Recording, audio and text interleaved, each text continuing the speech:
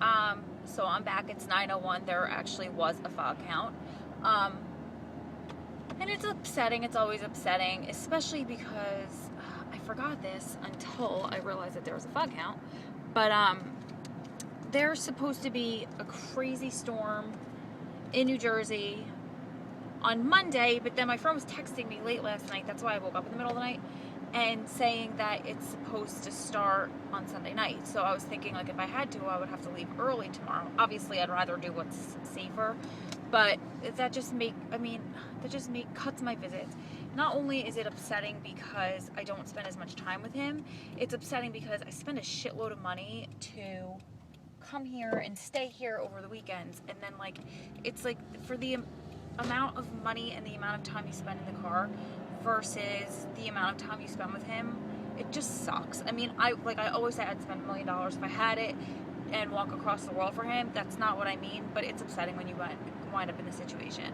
And I probably wouldn't have been as upset, but the guy that I wound up talking to about it was kind of like passive aggressive, and like wouldn't give me straight answers and was making me answer him like, well, you would know better than I would.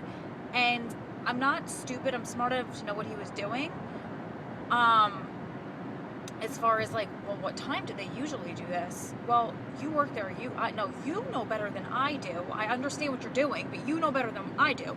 So of course I'm always polite to them because I don't want to put Adam in any situation. But then the weird thing was they told us all to wait in the parking lot until 9, and if the fog lifted before 9, then they would let us in, but 9 o'clock is the cutoff and it's count. That's why I waited in my car until 9. I should have just left because, I mean, was that them just messing with us? Because honestly, not once have I ever heard of that happening before. It's always wait, leave, and come back at 10 or 10:30 after count. So who knows? That the whole situation, this whole lifestyle sometimes just pisses you off because you can't. People are shady with you. I'm sorry. I keep like, it looks like I have Tourette's, but I keep getting hair in my eye. But anyway, I'm going back to my hotel room. In the meantime, I sat in the parking lot for a half hour and I went through my notes. So I'm going to do a Q&A now, and then I'll do a Q&A when I get back. But one of the questions, ironically, was how was, somebody whose husband is coming home soon. I'll read the question so you guys have it, and I'll put it before this, but can't obviously read while I'm on my way back to the hotel. But the question was something along the lines of, her husband's coming home soon, and she doesn't quite know how to deal with the anxieties of him coming home soon, and she feels almost like she's abnormal about feeling the anxieties, not only as far as, now him coming home and sharing the bills, and her so used to being independent, and now having, double the bills and all of that, but also as far as intimacy. And hey guys, I just answered this question in the car, but I'm going to come back. Obviously, I couldn't read the question to you, so I'm going to do that now. Let's focus. Okay, so again, this is answered, but I'm just going to read the question and then I'll edit it in. But I have a question I think that a lot of women might have, but a lot of us never get a chance to ask. The question is, how do I handle him coming home? My boyfriend has been incarcerated for 10 months now and is coming home in 5.5 months. I've been the sole support for him in many different ways, and I'm nervous about the adjustment to having to let go of some of the responsibility and trust him when he goes about being a normal guy and doing everyday things like going to work, picking up groceries, and paying bills. Even more so, and this is a little personal, I don't want to be really shy when we have sex for the first time since he's been gone. For the first time since he's been gone.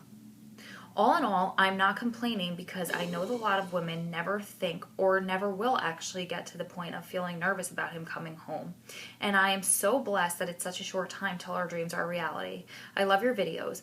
Please don't stop encouraging our community of ladies.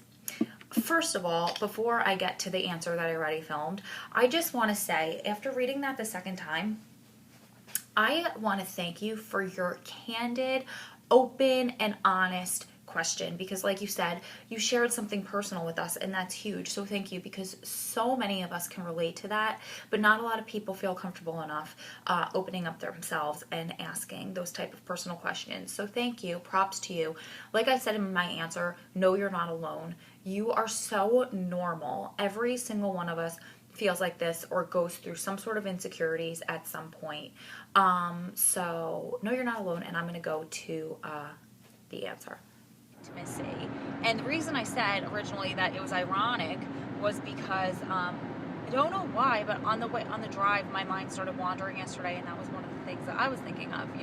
Not that Adam and I have an out date, but sometimes you think about that, and I started getting nervous. I think that's so normal. I think it's a shell and an exterior that we create for ourselves in this lifestyle. We're so used to having to do it on our own and to be independent that it almost creates this fear of not doing it on our own. It's just us protecting ourselves. It's just the way the human mind and psychology works. So I sat there and I actually thought of, the intimacy thing as well. And it's no shocker or surprise that I have body image issues, serious body image issues that I struggle with, that I've always struggled with. And so I was thinking about, the first time that we're intimate, and all these thoughts go through your head, which is silly, but like, what if he's not attracted to me physically? What if he stays with me and he's not attracted with me because of everything that I went through and I stayed with him during this? And your mind goes nuts. But my advice to you, and I honestly brought myself to tears. We don't even have a date for him to come home, and I'm bringing myself to tears about things so silly. But it's not silly because it's a thought, and it's an emotion and it's a feeling. And never, ever, ever consider your own feelings silly, because they're not. So, my advice to you is to talk to him about it. As much as it's like mortifying and humiliating to have to bring that up, it will make you feel 1,000 times better, because he'll handle you delicately. Some guys will turn to their girlfriend and be like, oh, I could pinch an inch, and some girls are fine with that. If a guy ever did that to me, I'd probably pass out and die. And Adam knows that, but and he never would. That's just not his personality.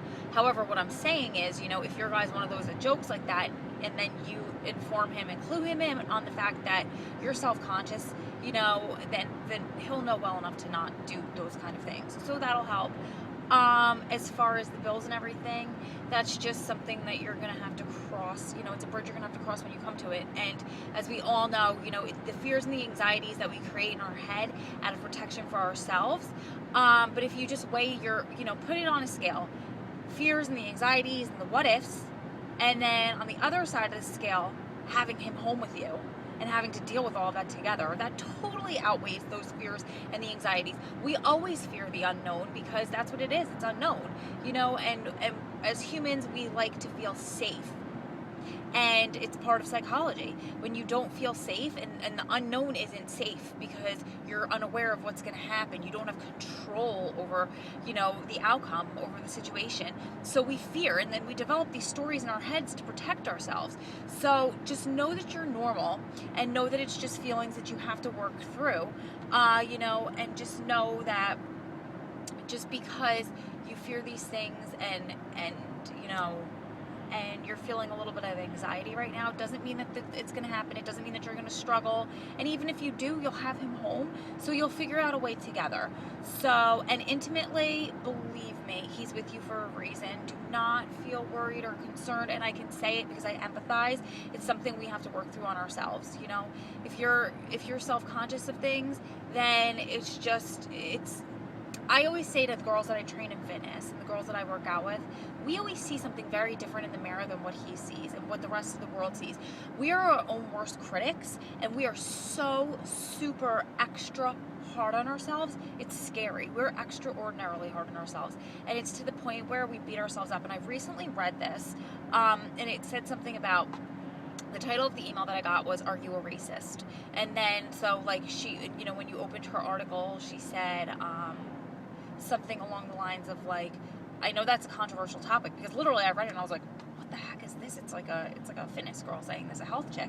And so, who I love, by the way, but she said, racist is casting judgment and hate on somebody because of what they look like. But don't you do that to your body every day? So think about that. We have to learn how to love ourselves. And one thing that is a huge, huge, huge help, I can't stress it enough to you and myself because I stopped doing this, but it's what is called mirror work. I say it with my accent, but M-I-R-R-O-R, you look at your reflection, mirror work. And what it is look at yourself. And the first thing you do when you look in the mirror is think negative. You start judging yourself. You start being racist against your own body. So stop that. The first thing you need to do when you look at yourself is remind yourself how much you love yourself. And then start pointing out your attributes. I'm beautiful. Say affirmations. I am beautiful. I'm perfect as is. I am lovable because I exist. I'm lovable because I am me. There is no other me in this whole entire world. Embrace yourself. Embrace your so-called flaws. Your flaws are what make you you. Your flaws are what make you beautiful. Remember that. I'm saying that to you as well as myself because it's a hard pill to swallow. It's a hard lesson for me to learn as well. Women, unfortunately, with the media and society and everything like that, so many of us have body image issues, and I haven't escaped that. I have them, severe. So know you're not alone, and know that you can work through it with him, and know that what you fear right now is just because you're out of control, and it's the unknown. But sometimes there's beauty in the unknown, because isn't every day that you wake up in the morning of him being gone, what you live for is the day that he comes home. Remember that. Just flip your perspective and think positive. Don't think about him coming home as a negative experience, or it will be a negative experience in your head. It's all about how you create the experience. You can create the experience by the way that you look at it and the way that you view it. View it through rose-colored glasses, me and my cliches, but view it through beauty. You wake up every morning waiting for this. Embrace it. Enjoy it. In a slight way, I'm envious. I don't have anything to look forward to like that yet. Of course, I keep my situation and my perspective positive as well. But and I'm not saying that in any way against you or anything. I know it's hard for everybody, no matter how much time he has. I'm saying that as far as embrace it, enjoy it, love it. I wish I was in those shoes, and believe me, the fears and the anxieties and everything I have along with you, and I still would rather face those anxieties and embrace those anxieties knowing that he's coming home. So I hope that helped you. I really do. Feel free, email me, comment below, let us know how you're feeling. Everybody, I know, one of my very good girlfriends had her husband coming home. She had the same anxieties. Everybody does. No, you're not alone. So feel free to comment. Comment on the Facebook page if you want support. There are so many other women who are going through it who can offer advice. And no, you're not alone. Lots of love. I keep repeating myself. And I will be back, you guys, from the hotel room. I have about 45 minutes to kill before I head back to visit. Please pray, even though it's after the fact, that the fog is lifted and that I can get in there relatively soon, because honestly, this is breaking my heart. Even though it's part of the territory, and I'll be fine. It's just a matter of not wanting to waste my time. Waste time with, that doesn't make sense. It's just a matter of not wanting to be here. You spend all this time coming here and being with him for a limited time, but it is part of the territory. So you guys flip your perspective, I'm flipping mine. One day this will all be over. It'll be a distant memory, and I'll be able to snuggle with him in bed during fog instead of being kept away from him. So I long for that day and I wait for that day. So I'll be back on my from the hotel room. Bye guys.